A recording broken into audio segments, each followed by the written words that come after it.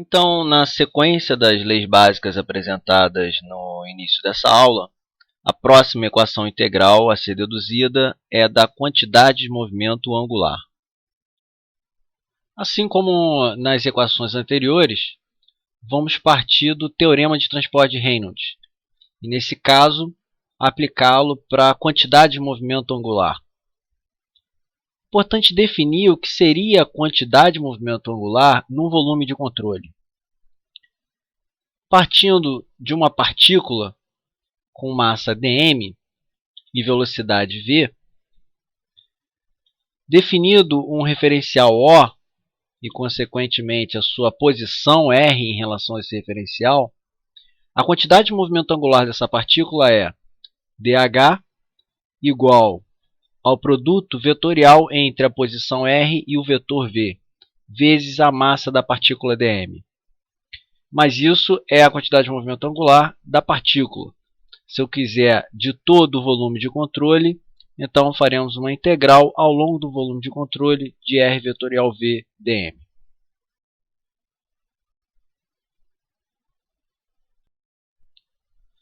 Lembrando da relação que temos para a quantidade de movimento angular, que é análoga à segunda lei de Newton, só que aqui, ao invés de somatório de força, temos somatório de momento. Ao invés da derivada da quantidade de movimento linear, temos a derivada da quantidade de movimento angular em relação ao tempo. Então, a grandeza B da equação do teorema de transporte de Reynolds, nesse caso, vai ser a quantidade de movimento angular. Consequentemente, beta, que é dB dm, vai ser R vetorial V. Então, substituindo na equação, B igual a quantidade de movimento angular e beta igual a R vetorial V, teremos dH dt igual a d dt da integral ao longo do volume de controle de beta, que passa a ser R vetorial V, vezes ρ, vezes dV, mais o somatório de beta, R vetorial V, vezes m ponto. Lembrando que dH dt, de acordo com a nossa relação, equivalente à segunda lei de Newton, é o somatório dos momentos. Então, essa é a equação integral para o caso de aberturas uniformes e regime transiente. Caso tenhamos um regime permanente de escoamento, que significa que nada varia ao longo do tempo, então essa derivada em relação ao tempo vai ser nula, ficando apenas com o somatório dos momentos igual ao somatório de R vetorial V m ponto. Isso aqui é feito para cada abertura, ou seja, entrada e saída no volume de controle, onde m ponto é a vazão máxima igual a ρ VNRA, vai ser positivo para uma saída e negativo para uma entrada de fluido. No exemplo a seguir, o irrigador de grama de 3 braços da figura abaixo, conforme observamos aqui, recebe água a 20 graus Celsius através do seu centro a 2,7 metros cúbicos por hora. Reparem que metros cúbicos por hora significa volume por tempo. Então aqui ele está se referindo à vazão volumétrica. Se o atrito do colar é desprezível, calcule a rotação permanente em RPM, rotações por minuto, para θ igual a 0 grau e θ igual a 40 graus. Considere ρ, que é a massa específica, igual a 1000 kg por metro cúbico. Esse é um tipo de aspersor que ele gira ao mesmo tempo que expele água pelos seus bicos. Temos o ângulo θ, que é o ângulo entre a direção da saída desse jato e a direção tangente naquele ponto. O comprimento do braço, que é dado como raio dessa circunferência, igual a 15 cm. O diâmetro desses tubos, que é de 7 mm. Então, trata-se de um problema de rotação do volume de controle, então nos leva a utilizar a equação integral da quantidade de movimento angular, que para um regime permanente é somatório de momentos igual ao somatório de R vetorial V m ponto. Onde m ponto, lembrando, é a vazão máxima, vai ser ρ VNRA, onde ρ é a massa específica, VNR é a velocidade normal e relativa à superfície, e A é a área por onde o fluido entra ou sai. Se for uma saída, é somado esse valor de m ponto, e se for uma entrada, é subtraído. Importante observar que o enunciado menciona que o atrito do colar é desprezível. Ou seja, se o atrito no colar é desprezível, não sobra, não resta nenhuma força externa para atuar nesse volume de controle considerado que são os braços, a parte móvel desse aspersor. Então, se não há nenhuma força externa no movimento de rotação, significa que o momento é nulo, restando apenas somatório de R vetorial VM ponto igual a zero. Temos que definir um referencial para poder calcular a posição R e também a velocidade. Então é intuitivo utilizar o referencial com origem no centro para simplificar nossas expressões. Então ficamos com o somatório das saídas, que tem valor positivo. Temos 3 saídas. Então R vetorial V vezes M ponto para a saída 1, 2 e 3. E teríamos a princípio que subtrair a entrada que se dá pelo centro. Mas como a entrada é no centro, como foi dito, a posição R vale zero. Então não vai precisar subtrair, ter valor nulo. Como o problema é simétrico, as 3 saídas são iguais, podemos fazer 3 vezes a primeira, a primeira saída igual a zero. O produto desses 2 fatores tem que dar zero, então, como 3 não é zero, obviamente, esse segundo fator tem que ser nulo. Então, R1 vetorial V1 vezes M.1 tem que ser igual a zero. Continuando. Então, precisaremos da vazão mássica M.1. O que foi dado pelo enunciado foi a vazão volumétrica de entrada, que é igual a 2,7 metros cúbicos por hora. Daí podemos obter M.E, que de acordo com a equação vai ser ρ vezes o VA da entrada. VA é vazão volumétrica Q. Então, M.E pode ser definido como ρQE. O ρ dado pelo problema é 1000 e o QE 2,7. O que vai dar 2.700 kg por hora. Importante passar para o Sistema Internacional de Unidades, que seria quilogramas por segundo. Para isso, basta dividir por 3.600, obtendo então M.E igual a 0,75. De acordo com o princípio da continuidade, o somatório de M ponto tem que ser zero. Positivo para a saída e negativo para a entrada. Então temos as 3 saídas, M.1, 2 e 3, e a entrada M.E.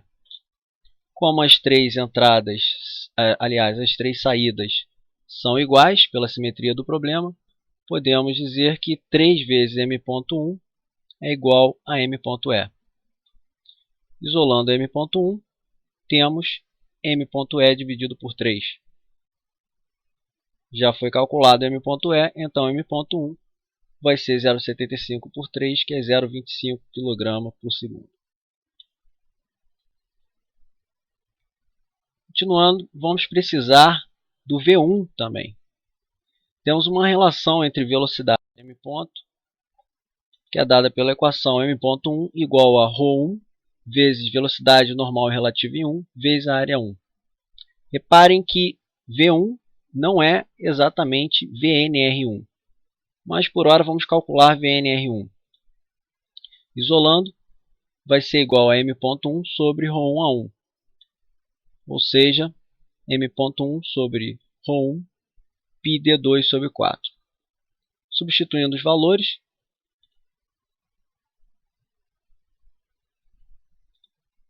teremos 4 vezes M.1, que é 0,25, dividido por 1000, que é ρ1, π, e diâmetro 2, 7 milímetros em metros, dá 0,007 ao quadrado. Então, VNR1 é de aproximadamente 6,5 metros por segundo. Calculamos VNR1, que é a velocidade de 1 relativa à superfície 1, mas o que queremos é V1. Para isso, basta lembrar da definição de velocidade relativa, que vai ser a velocidade 1 menos a velocidade da superfície. Isolando V1, então será velocidade relativa mais a velocidade da superfície. A velocidade VNR1 é justamente a velocidade com que o jato sai em relação à superfície e tem a mesma direção do desenho, com ângulo θ com a horizontal. A velocidade da superfície 1, tendo em vista que ela realiza o movimento circular, vai ser a velocidade tangente naquele ponto, ou seja, horizontal para a direita, e com valor igual à velocidade angular ômega vezes o raio do movimento circular r.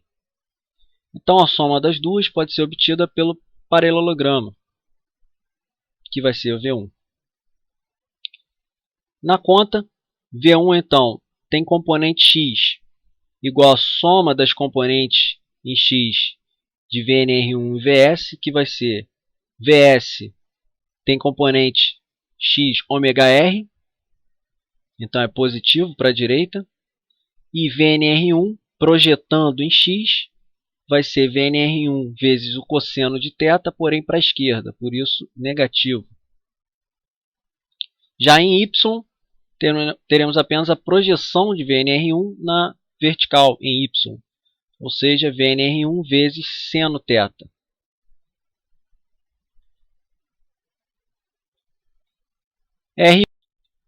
O R1, que é o vetor posição da superfície 1, vai ser R vezes o vetor unitário J. Mas agora substituímos o M.1, o vetor V1, o vetor R1, na expressão onde havíamos parado.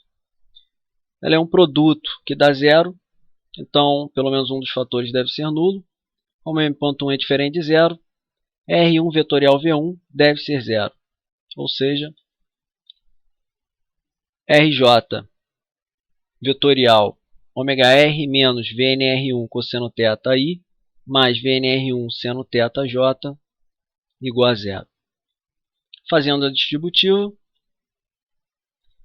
J vetorial J, nós sabemos que dá um vetor nulo, então fica apenas o produto dos dois primeiros.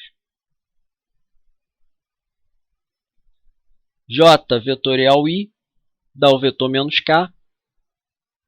Para esse vetor todo ser nulo, esse valor deve ser nulo. Então, isolando o ômega, que é o objetivo do problema, teremos ômega igual a VNR1 cosseno θ sobre R.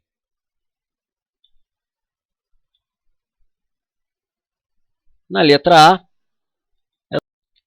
primeiramente é solicitada a rotação para θ igual a zero.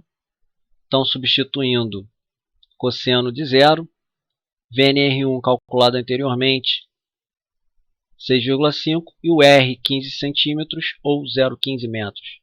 Colocando tudo no SI, a resposta 43,3 será também no SI, que se tratando de velocidade angular, radiano por segundo. É pedido em rotações por minuto, então teremos que dividir por 2π para passar de radiano para rotação e multiplicar por 60 para passar de segundo para minuto. Então, obtemos 413 RPM. Fazendo o mesmo procedimento para θ igual a 40 graus, o resultado 33,2 radiano por segundo, em RPM 317. Conforme esperado, quanto maior esse ângulo, menor a velocidade de rotação, até o ponto em que, se esse ângulo for 90 graus, não haverá rotação.